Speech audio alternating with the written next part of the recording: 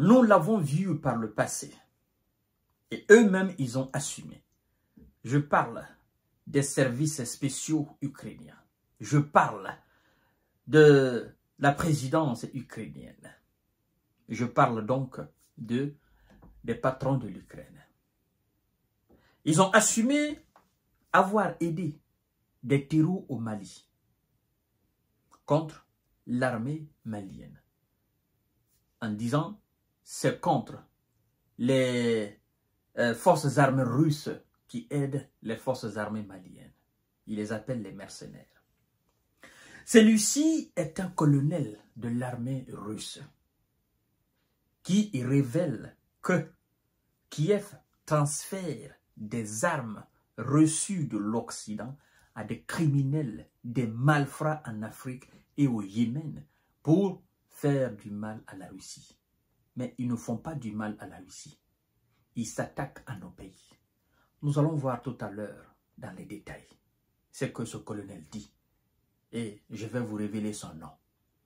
Mais avant de poursuivre le visionnage de la mission, n'oubliez pas de la partager dans tous les groupes possibles, de vous abonner massivement à ma chaîne YouTube Kanteji Visionnaire le Vrai, d'activer la cloche de notification pour ne plus rater mes émissions. Mais aussi, je vous invite également à vous abonner à ma page Facebook, le géopolitologue. Pour ceux qui sont sur Facebook, je vous prie également de partager la vidéo dans tous les groupes possibles afin de donner plus de force et d'énergie à cette nouvelle page Facebook, le géopolitologue. Ça se passe là où je...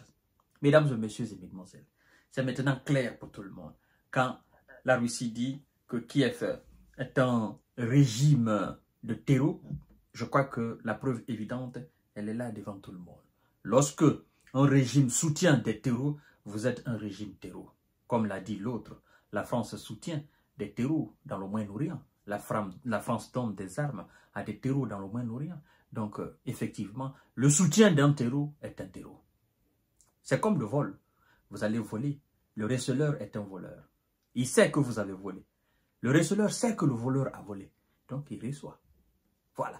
Tous ceux qui cachent le vol jusqu'à la destination finale sont tous des complices de voleurs et sont tous des voleurs. Donc, ceux qui soutiennent les terreaux, ceux qui arment les terreaux, ceux-mêmes qui vendent des armes à des terreaux, ils savent très bien que ce sont des terreaux, ils vont commettre des actes de terreau à travers le monde, sont eux-mêmes des terreaux, mesdames et messieurs. Écoutez très bien, c'est très important. Kiev transfère des armes reçues de l'Occident à des bandits africains pour nuire à la Russie. Il ne nuit pas à la Russie, mesdames et messieurs. L'heure est grave. C'est du moins ce qu'a affirmé le colonel Anatoly Matvichuk, un colonel de l'armée russe. L'Ukraine ne peut, il dit ceci, il dit, je cite, l'Ukraine ne peut pas nous causer directement de problèmes en Afrique. Elle est très petite, on ne la voit même pas, mais elle nous fait des piqûres, a-t-il expliqué le colonel. Il poursuit en disant ceci. Kiev redonne des armes fournies par l'Europe et les États-Unis à des criminels, notamment au Mali et au Yémen. Il tente de créer une situation dans laquelle les efforts humanitaires russes pour neutraliser la situation négative sur le continent africain sont compliqués par la confrontation avec l'Ukraine, a expliqué l'expert militaire. Qu'est-ce qu'ils font?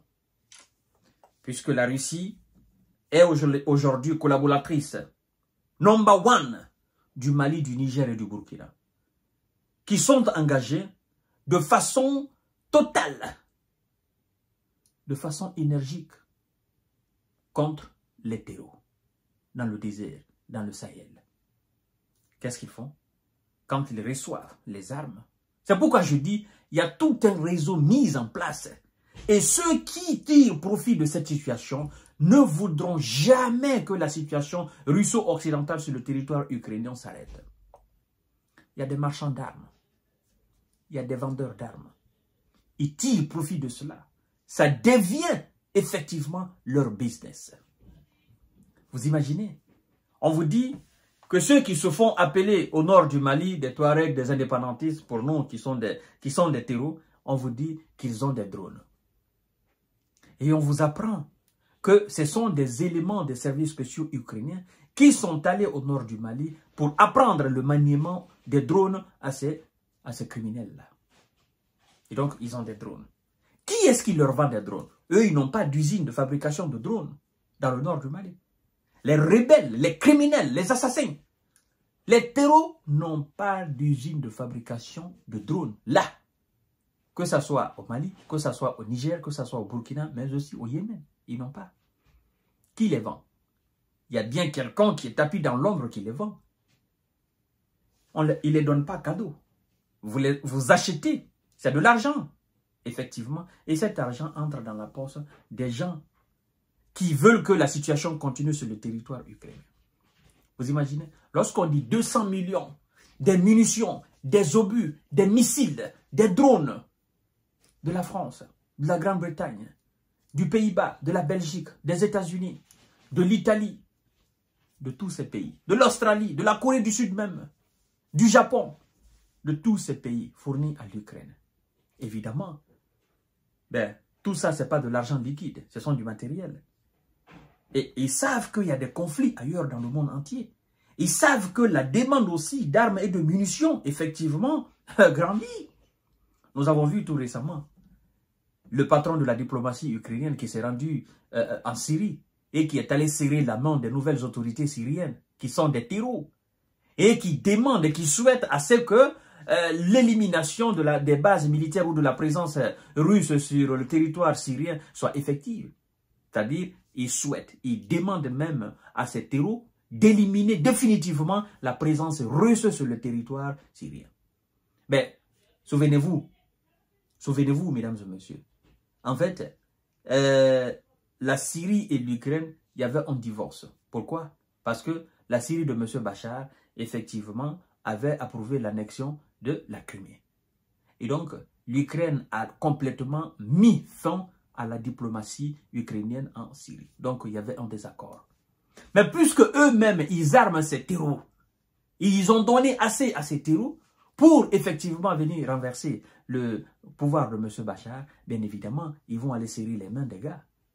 À l'image de tous les pays occidentaux qui ont fait la même chose.